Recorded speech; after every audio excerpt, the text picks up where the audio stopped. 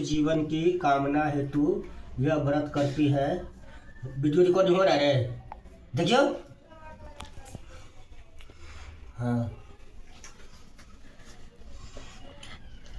सुहागिनों को इस दिन निर्जला व्रत रखना चाहिए।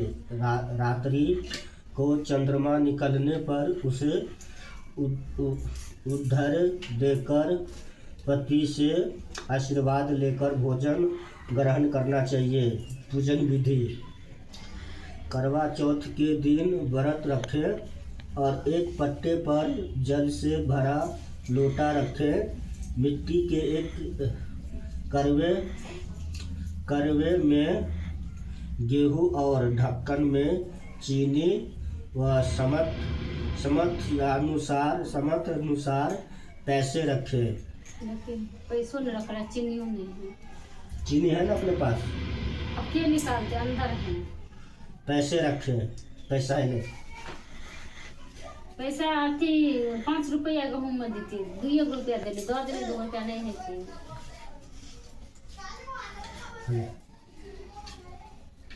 अब 2 रुपया में जन्म चीज खरीदे दो।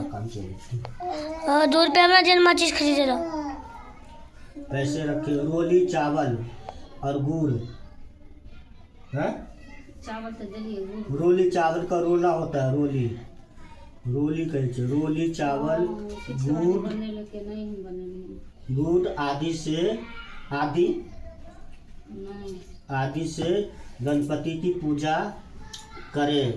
रोली से करवे पर स्वास्तिक बनाए। रोली से करवे पर स्वास्तिक बनाए और 13 बिंदिया रखे। 13 बिंदिया, कितनी बिंदी रख दी? 13 को 13 बिंदिया रखे। स्वयं भी बिंदी लगाए और गेहूं के 13 दाने दाएं हाथ में लेकर कथा सुने छियै?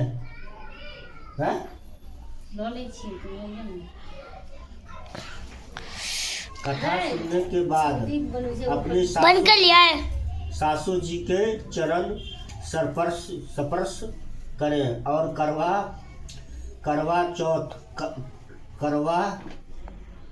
करवा उन्हें दे दे। पानी का लोटा और गेहूं के दाने अलग रख ले।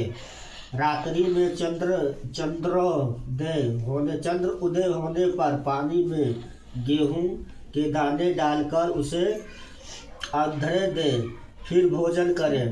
यदि कहानी पंडिताइन से सुनी हो तो गेहूं, चीनी और पैसे उसे दे दे। यदि बहन बेटी हो तो गेहूं, चीनी और पैसे उसे दे दे।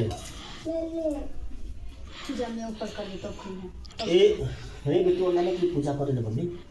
एक साहूकार के एक पुत्री और 7 पुत्र थे। करवा चौथ के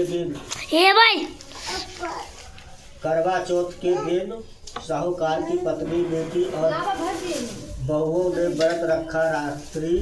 रात्रि को साहूकार के पुत्र भोजन करने लगे तो उन्होंने अपनी बहन से भोजन करने के लिए कहा। बहन बोली, भाई अभी चंद्रमा नहीं निकला है, उसके निकलने पर मैं आधे देकर भोजन करूंगी। इस पर भाइयों ने नगर से बाहर जाकर आग जला दी और छल्ली लेकर जाकर उसमें से आकाश प्रकाश दिखाते हुए बहन से कहा, बहन चंद्रमा निकल आया है, आधे देकर भोजन कर लो।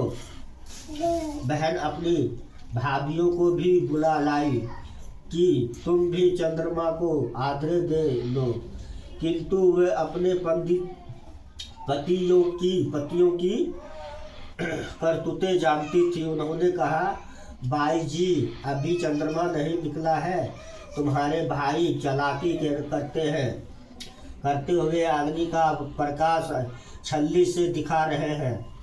किंतु बहन ने भाइयों की बात पर ध्यान नहीं दिया और भाइयों द्वारा दिखाए प्रकाश को ही आधे देकर भोजन कर लिया।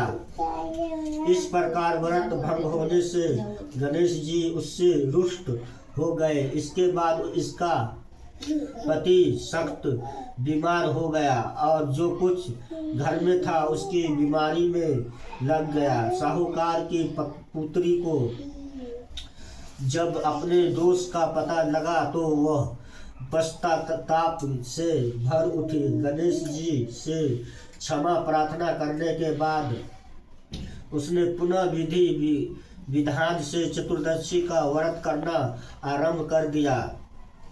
श्रद्धा अनुसार सबका आदर सत्कार करते हुए सबसे आशीर्वाद लेने में ही उसने मन को लगा दिया। बंद कर।